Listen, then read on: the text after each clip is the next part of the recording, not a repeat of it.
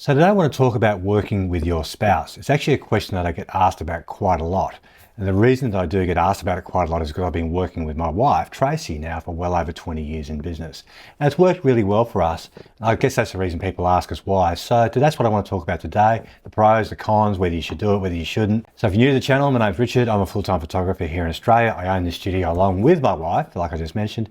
And we specialise in boudoir photography, and our studio turns over multiple six figures per annum. We're working our way towards $1 million.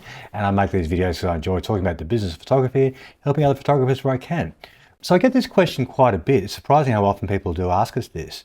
And I think the reason we get it is as people progress and they become successful with their studios, they suddenly realise that they can't, they can't manage everything on their own. There comes a time when they need to employ someone. So the obvious thing then to do is maybe start looking at whether your partner can either, leave their job or reduce their job or whatever the case may be and come and help you in the business. I guess it's worth talking about how Tracy and I came to work together. So we've been married for quite a long time already. In fact, we've been married for 35 years this year, and we've been doing this now in business for way over 20 years.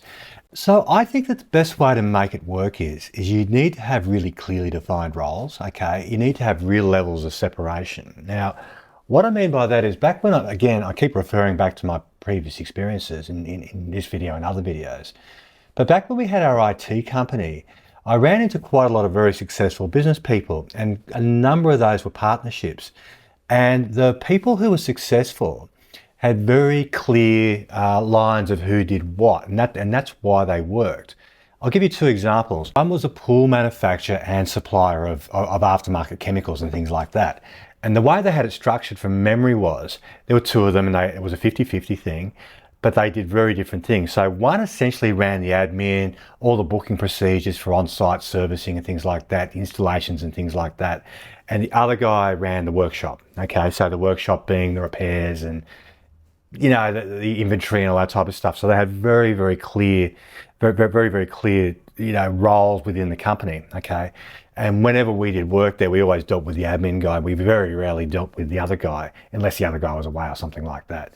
But that's the reason that one worked. And I talked to them about that a little bit because at the time I was actually talking about taking on a partner, and they sort of passed on their wisdom a bit. And that's one of the things that they said. They said that you need to have really clear, the divisions of labour.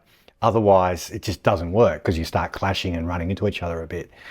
Which then leads me to this next bit. And I learned this from one of the real estate agents I used to deal with, a guy called Rodney, good guy.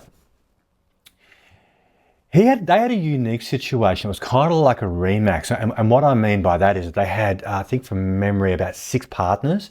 And so the way they structured the business was that these people were all really good salespeople, and they all came together to form their own business. Okay.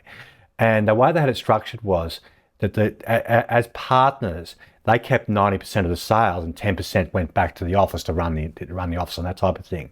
And one of the partners, all he did was run the business. Okay, so he took a wage and sold the odd property. And one thing that guy told me was, he said that the thing, if you're going to get into partnerships, he said the big thing to remember is that not all partnerships are created equal. And that really stuck with me. He said if you can come to terms with that some people are going to work harder than others at certain times, and so it's not going to be fair and all those types of things, that's when you'll do okay. And that really stuck with me. So why am I talking about all this with partnerships? Because if you decide to run a business with your spouse, that's essentially what you're doing. But the worst bit is you get to go home night together. So if you don't get on in the business, then this is not going to work.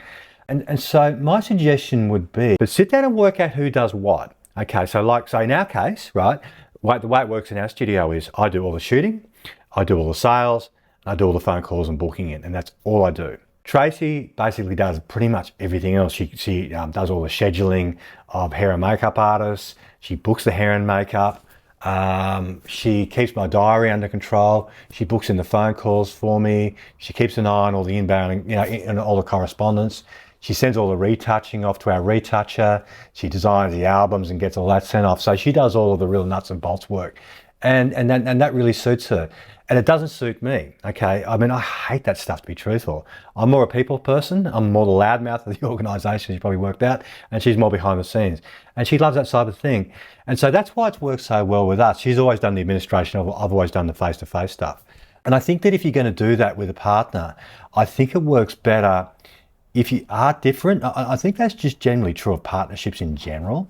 But if you're contemplating it, what I would do is, I would sit down together and work out who does what, okay? And then we'll also work out who's going to be available to do certain tasks, because even though you might be different, there's definitely going to be crossovers in skills, okay? So, excuse me.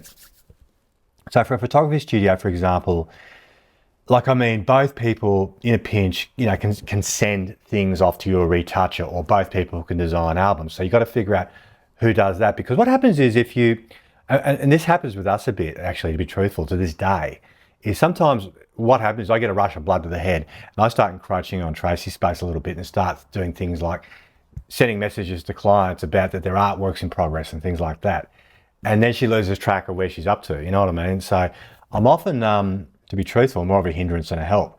So what we've kind of learned is just to keep out of each other's way, and you find that the business will just run better as you go. And then as you grow, you can start plugging the holes with employees, which is what we did. But one of the questions I do get asked a lot is, how do we put up with each other? Like, we're at work all day and then we see each other at night, all that type of thing. And this is just for us. It's different for everyone, obviously, but just for us, I think the reason it works is because we have always had, and it may be a result of us working together, but we've had very separate social lives. For example, when I'm not at work, I like to just be by myself and read books and watch movies and listen to podcasts and things like that, whereas Tracy's loves to go out and socialise, and her thing is sport, you know what I mean? So she's out most nights.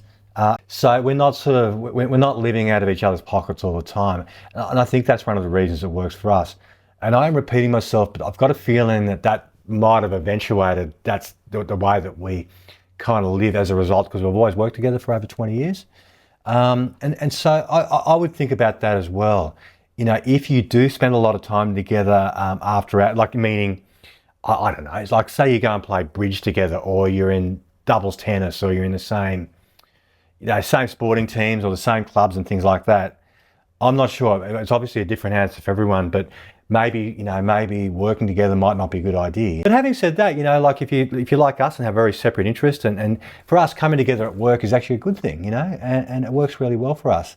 As we've gone along, we've kind of developed, the system is the wrong word, but certainly a working relationship where, Tracy's more the hostess, and not because she's a woman. Don't get me wrong on that, but she's more the one who's looking after people. And I'm more the one, like I am now, waving my arms around a lot, making bad jokes and all that type of thing. And so, to sum all this up, it's worked really well for us. It's worked for us through different industries. It worked for us in the computer industry, exactly the same deal. Tracy did the admin, I did all the face-to-face stuff and all the other stuff. Then I worked in the pawnbrokers. We kept out of each other's way there to a greater extent, and now it's working here. So I think it can work. I think it can help your marriage, to be truthful. I would recommend it if you sort of give thought to the things I mentioned before.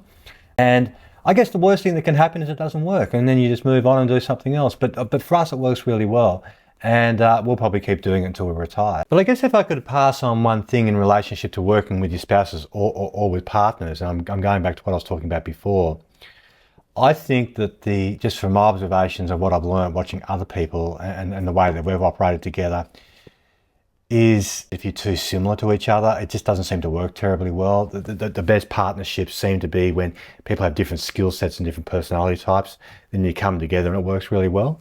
I think that most people would agree with that I've spoken to in business. So if you are subscribed to this channel, I'd love you to like it and leave a comment. If you're not subscribed, I'd love you to subscribe to the channel if you got something out of this.